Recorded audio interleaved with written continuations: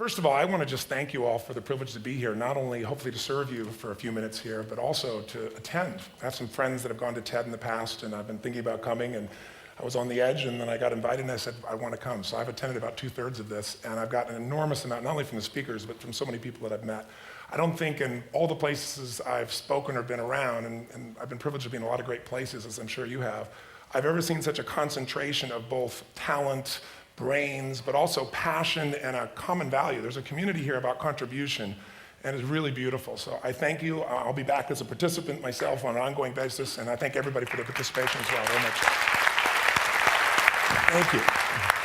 I have to tell you, I'm both challenged and excited. My excitement is I get a chance to give something back. My challenge is the shortest seminar I usually do is 50 hours. And I'm not exaggerating. I do weekends, and what I do more than that, obviously, coach people, but I'm into immersion, because how'd you learn language?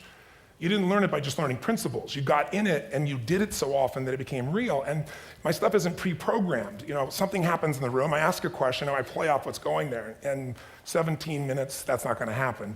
I know we're gonna put the principles across, and I'm beyond respectful to the format, and I've gotten great value from it, although Lisa Randall, I felt very tough for how to explain Einstein's theories in 18 minutes.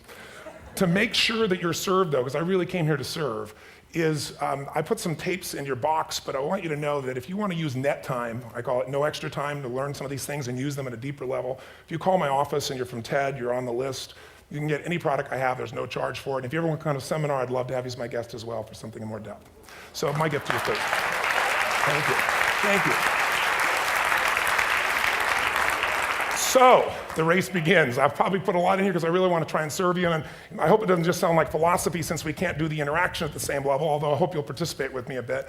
The bottom line of why I'm here is that I'm really in a position, I'm not here to motivate you, obviously, you don't need that. And a lot of times that's what people think I do, and it's the furthest thing from it. What happens though is people say to me, well, I don't need any motivation. And I say, well, that's interesting, that's not what I do. I'm the why guy. I want to know why you do what you do. What is your motive for action? What is it that drives you in your life today, not 10 years ago, or are you running the same pattern? Because I believe that the invisible force of internal drive activated is the most important thing in the world. I'm here because I believe emotion is the force of life. All of us here have great minds. You know, most of us here have great minds, right? I don't know if I'm in the category, but we all know how to think. And with our minds, we can rationalize anything, we can make anything happen. We can, I agree with what was described a few days ago about this idea that people work in their self-interest, but we all know that you don't work in your self-interest all the time. Because when emotion comes into it, the wiring changes in the way it functions. And so it's wonderful for us to think intellectually about how the life of the world is, and especially those who are very smart. We can play this game in our head, but I really want to know what's driving you. And what I'd like to maybe invite you to do by the end of this talk is explore where you are today for two reasons. One, so that you can contribute more. And two, so that hopefully we can not just understand other people more, but maybe appreciate them more and create the kinds of connections that can stop some of the challenges that we face in our society today. They're only going to get magnified by the very technology that's connecting us, because it's making us intersect. And that intersection doesn't always create the view of everybody now understands everybody and everybody appreciates everybody. So I've had an obsession basically for 30 years. And that obsession has been what makes the difference in the quality of people's lives? What makes a difference in their performance? Because that's what I got hired to do. I got to produce the result now. That's what I've done for 30 years. I get the phone call when the athlete is burning down on national television and they were ahead by 5 strokes and now they can't get back on the course. And I got to do something right now to get the result or nothing matters. I get the phone call when the child is going to commit suicide, and I got to do something right now. And in 29 years, I'm very grateful to tell you I've never lost one in 29 years. It doesn't mean I won't someday, but I haven't done it. And the reason is an understanding of these human needs that I want to talk to you about. So when I get those calls about performance, that's one thing, like how do you make a change? But also, I'm looking to see what is it that's shaping that person's ability to contribute, to do something beyond themselves.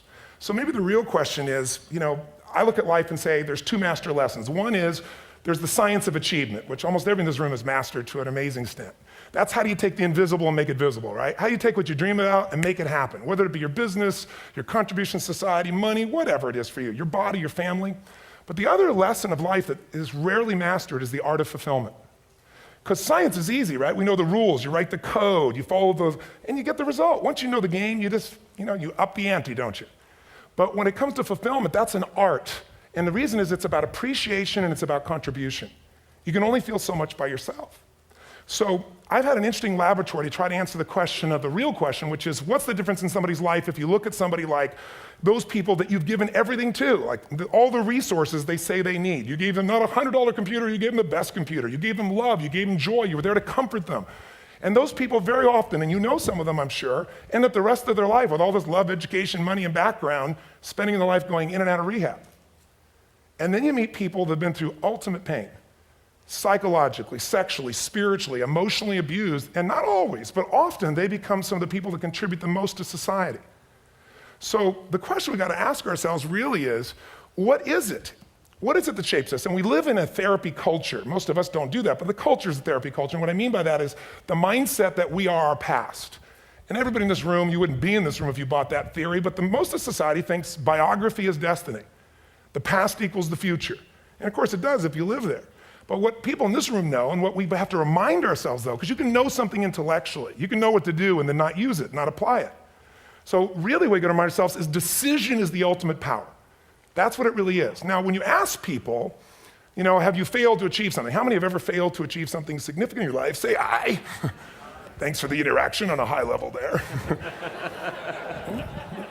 But if you ask people, why didn't you achieve something? Somebody who's working for you, you know, or a partner, or even yourself, when you fail to achieve a goal, what's the reason people say they failed to achieve? What do they tell you? Tell me.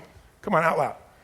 Didn't know enough, didn't have the knowledge, didn't have the money, didn't have the time, didn't have the technology, you know, I didn't have the right manager, didn't have the Supreme Court.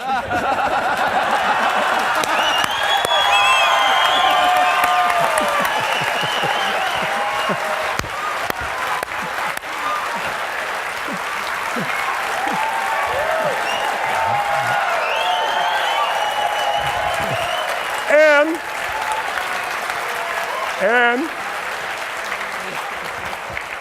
what do all those, including the Supreme Court, have in common? They are a claim to you missing resources.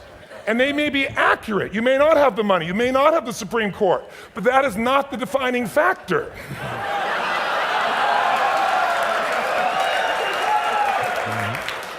And you correct me if I'm wrong.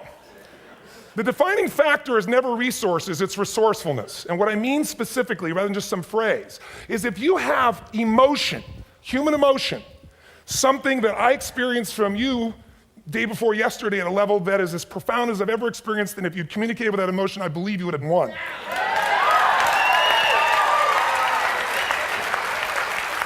But how easy for me to tell him what he should do. Idiot, Robbins. But I know when we watched a debate, at that time, there were emotions that blocked people's ability to get this man's intellect and capacity and the way they came across to some people in that day. Because I know people that wanted to vote in your direction and didn't, and I was upset. But there was emotion that was there. How many know what I'm talking about here? Say aye. So emotion is it, and if we get the right emotion, we can get ourselves to do anything. We can get through it. If you're creative enough, playful enough, fun enough, can you get through to anybody, yes or no? If you don't have the money, but you're creative and determined enough, you find the way. So this is the ultimate resource, but this is not the story that people tell us, right? The story people tell us is a bunch of different stories. They tell us we don't have the resources, but ultimately, if you take a look here, flip it up if you would. They say, what are all the reasons they have in common? We've said that. Next one, please. He's broken my pattern. But I appreciated the energy, I'll tell you that. What determines your resources? We've said decisions shape destiny, which is my focus here.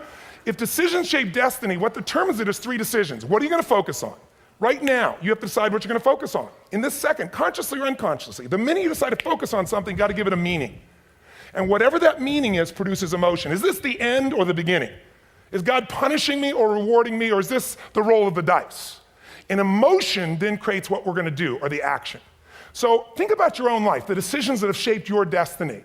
And that sounds really heavy, but in the last 5 or 10 years, 15 years, haven't there been some decisions you've made that if you made a different decision, your life would be completely different? How many can think of one, honestly? Better or worse? Say aye. So the bottom line is maybe it was where to go to work and you met the love of your life there. Maybe it was a career decision. I know the Google geniuses I saw here. I mean, I understand that their decision was to sell their technology at first. What if they made that decision versus to build their own culture? How would the world be different? How would their lives be different? Their impact. The history of our world is these decisions. When a woman stands up and says, no, I won't go to the back of the bus, she didn't just affect her life. That decision shaped our culture. Or someone standing in front of a tank. Or being in a position like Lance Armstrong and someone says to you, you've got testicular cancer. That's pretty tough for any male, especially if you ride a bike. Right? You got it in your brain, you got it in your lungs. But what was his decision of what to focus on? Different than most people. What did it mean? It wasn't the end, it was the beginning. What am I gonna do? He goes off and wins 7 championships he never won once before the cancer because he got emotional fitness, psychological strength. That's the difference in human beings that I've seen of the 3 million I've been around, because that's about my lab. I've had 3 million people from 80 different countries that I've had a chance to interact with over the last 29 years. And after a while, patterns become obvious. You see that South America and Africa maybe connect in a certain way, right? Other people say, oh, that sounds ridiculous. It's simple. So what shaped Lance, what shapes you? 2 invisible forces, very quickly. 1, state. We all have had times. Have you had a time you did something and after you did it, you thought to yourself, I can't believe I said that. I can't believe I did that. It was so stupid. Who's been there? Say aye. Have you ever done something after you do it, you go, that was me, right? It wasn't your ability, it was your state. I should be able to change that quickly, but what I want to finish with quickly here is, your model of the world is what shapes you long term. Your model of the world is the filter. That's what's shaping us. That's what makes people make decisions. We want to influence somebody, we gotta know what already influences them. And it's made up of 3 parts, I believe. First, what's your target? What are you after? Which I believe, it's not your desires. You can get your desires to goals. How many of you got a goal or desire and thought, is this all there is? How many been there? Say aye. So it's needs we have. I believe there are 6 human needs. Second, once you know what the target that's driving you is, and you uncover it for the truth, you don't form it, you uncover it. Then you find out what's your map. What's the belief systems that are telling you how to get those needs? Some people think the way to get those needs is destroy the world. Some people is to build something.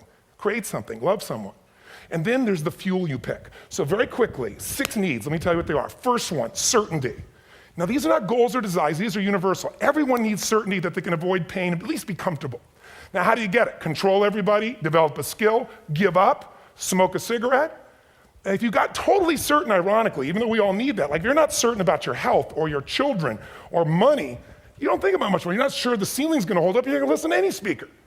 But while we go for certainty differently, if we get total certainty, we get what? What do you feel if you're certain? You know what's gonna happen, when it's gonna happen, how it's gonna happen. What would you feel? Bored out of your mind. So God, in her infinite wisdom, gave us a second human need, which is uncertainty. We need variety. We need surprise. How many of you here love surprises? Say aye. You like the surprises you want. The ones you don't want, you call problems, but you need them. So variety is important. Have you ever rented a video or a film that you've already seen? Who's done this? Why are you doing it? You're certain it's good because you read it before, saw it before, but you're hoping it's been long enough you've forgotten enough there's variety. Third human need, critical, significance. We all need to feel important, special, unique. You can get it by making more money. You can do it by being more spiritual. You can do it by getting yourself in a situation where you put more tattoos and earrings in places humans don't want to know. Whatever it takes. The fastest way to do this, if you have no background, no culture, and no belief in resources or resourcefulness, is violence. If I put a gun to your head and I live in the hood, instantly I'm significant. 0 to 10, how high? 10. How certain am I you're gonna respond to me? 10. How much uncertainty? Who knows what's gonna happen next? Kind of exciting, like climbing up into a cave and doing that stuff all the way down there. Total variety and uncertainty. And it's significant, isn't it? So you're willing to risk your life for it. So that's why violence has always been around and will be around unless we have a consciousness change as a species. Now you can get significance a million ways, but to be significant, you gotta be unique and different. Here's what we really need. Connection and love, 4th need. We all want it. Most people settle for connection because love's too scary. Don't want to get hurt. Who here has ever been hurt in an intimate relationship? Say aye. And you're gonna get hurt again. Aren't you glad you came to this positive visit? But here's what's true, we need it. We can do it through intimacy, through friendship, through prayer, through walking in nature. If nothing else works for you, get a dog. Don't get a cat, get a dog, because if you leave for 2 minutes, it's like you've been gone for 6 months when you show back up again 5 minutes later, right? Now these first 4 needs, every human finds a way to meet. Even if you lie to yourself, even if you have split personalities. But the last 2 needs, the first 4 needs are called the needs of the personality, is what I call it. The last 2 are the needs of the spirit. And this is where fulfillment comes. You won't get fulfillment from the first 4. You'll figure a way, smoke, drink, do whatever, meet the first 4. But the last 2, number 5, you must grow. We all know the answer here. If you don't grow, you what? If a relationship's not growing, if a business is not growing, if you're not growing, it doesn't matter how much money you have, how many friends you have, how many people love you, you feel like hell. And the reason we grow, I believe, is so we have something to give of value. Because the sixth need is to contribute beyond ourselves. Because we all know, corny as it sounds, the secret to living is giving. We all know life's not about me, it's about we. This culture knows that, this room knows that. And it's exciting. When you see Nicholas up here talking about his $100 computer, the most passionate, exciting thing is here's a genius, but he's got a calling now. You can feel the difference in him, and it's beautiful. And that calling can touch other people. In my own life, my life was touched because when I was 11 years old, Thanksgiving, no money, no food, and we're not gonna starve, but my father was totally messed up. My mom was letting him know how bad he messed up. And somebody came to the door and delivered food. My father made 3 decisions. I know what they were briefly. His focus was, this is charity. What does it mean? I'm worthless. What do I gotta do? Leave my family, which he did. At the time, one of the most painful experiences of life. My 3 decisions gave me a different path. I said, focus on, there's food, what a concept. You know? Second, but this is what changed my life. This is what shaped me as a human being. Somebody's gift, I don't even know who it is. They're not asking for it, this is giving our family food, looking out for us. It made me believe this. What does it mean? That strangers care. And what that made me decide is if strangers care about me and my family, I care about them. What am I gonna do? I'm gonna do something to make a difference. So when I was 17, I went out one day on Thanksgiving, it was my target for years, have enough money to feed 2 families. Most fun thing I ever did in my life, most moving. Then next year I did 4, and I didn't tell anybody what I was doing. Next year, 8. I wasn't doing it for brownie points, but after 8, I thought I could use some help. So sure enough, I went out, and what did I do? I got my friends involved, and I grew companies, and then I got 11 companies, and I built a foundation. Now, 18 years later, I'm proud to tell you, last year we fed 2 million people in 35 countries through our foundation, all during the holidays, Thanksgiving, Christmas, in all the different countries around the world. It's been fantastic. Thank you. So I don't tell you that to brag, I tell you because I'm proud of human beings because they get excited to contribute once they've had the chance to experience it, not talk about it. So finally, I'm about out of time, the target that shapes you, here's what's different about people. We have the same needs, but are you a certainty freak? Is that what you value most, or uncertainty? This man here couldn't be a certainty freak if he climbed through those caves. Are you driven by significance or love? We all need all 6, but whatever your lead system is tilts you in a different direction. And as you move in a direction, you have a destination or destiny. The second piece is the map. Think of that as the operating system tells you how to get there. And some people's map is, I'm gonna save lives even if I die for other people, and they're a fireman, somebody else says, I'm gonna kill people to do it. They're trying to meet the same needs of significance, right? They want to honor God or honor their family, but they have a different map. And there are 7 different beliefs. I can't go through them because I'm done. The last piece is emotion. I say one of the parts of the map is like time.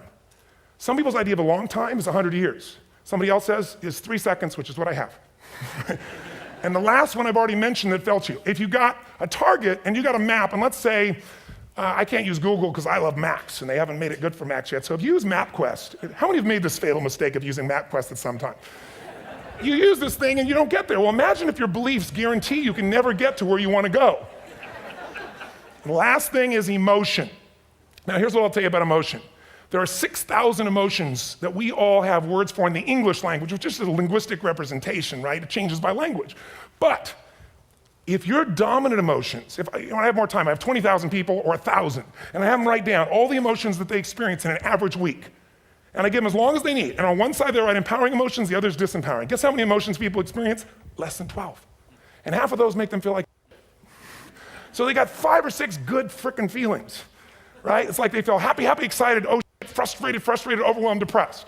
How many of you know somebody who no matter what happens finds a way to get pissed off? How many know somebody like this? Or no matter what happens, they find a way to be happy or excited. How many know somebody like this? Come on. When 9/11 happened, and I'll finish with this, I was in Hawaii. I was with 2,000 people from 45 countries. We were translating 4 languages simultaneously for a program that I was conducting for a week. The night before was called Emotional Mastery. I got up, had no plan for this, and I said, we had all this fireworks, I do crazy fun stuff. And then at the end I stopped, and I had this plan I was gonna say, but I never do what I'm gonna say. And all of a sudden I said, when do people really start to live? When they face death. And then I went through this whole thing about if you were gonna get off this island, if 9 days from now you were gonna die, who would you call, what would you say, what would you do? One woman, well that night is when 9/11 happened. One woman had come to the seminar, and when she came there, her previous boyfriend had been kidnapped and murdered. her friend, or her new boyfriend, wanted to marry her, and she said no. He said, if you leave and go to that Hawaii thing, it's over with us. She said it's over. When I finished that night, she called him and left a message, true story, at the top of the World Trade Center where he worked, saying, honey, I love you. I just want you to know, I want to marry you. It was stupid of me. She was asleep, because it was 3 a.m. for us, when he called her back from the top and said, honey, I can't tell you what this means.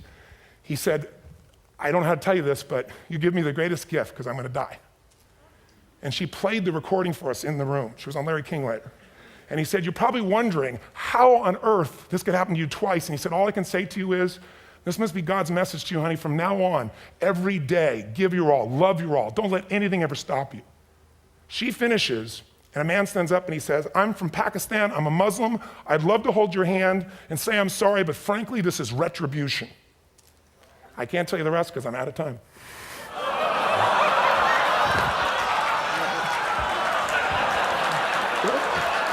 Are you sure? Finish the story. 10 seconds. 10 seconds. No, I want to be respectful. 10 seconds. All I can tell you is I brought this man on stage with a man from New York who worked in the World Trade Center, because I had about 200 New Yorkers there. More than 50 lost their entire companies, their friends, marking off their Palm Pilots. One financial trader, this woman made of steel, bawling. 30 friends crossing off that all died. And what I did to people is said, what are we going to focus on? What does this mean, and what are we going to do? And I took the group and got people to focus on, if you didn't lose somebody today, your focus is going to be how to serve somebody else. There are people, one woman got him, she was so angry and screaming and yelling. She wasn't from New York, she's not an American, she doesn't know anybody here. I said, you always get angry. She said, yes. Guilty people got guilty, sad people got sad. And I took these two men and did what I call an indirect negotiation. Jewish man with family in the occupied territory, some New York who would have died if he was at work that day, and this man who wanted to be a terrorist, and made it very clear. And the integration that happened is on a film, which I'll be happy to send you, so you can really see what actually happened instead of my verbalization of it. But the two of them not only came together and changed their beliefs and models of the world, but they worked together to bring, for almost 4 years now, to various mosques and synagogues, the idea of how to create peace. And he wrote a book, which is called My Jihad, My Way of Peace.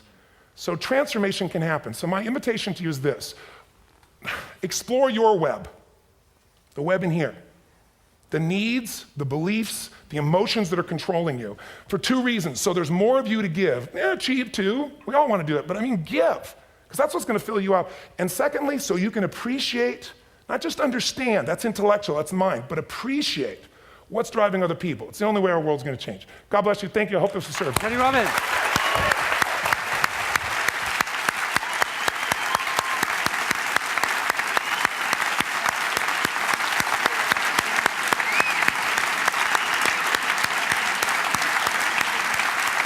Tony, come back up here. You gotta just recognize it. Thank you very much.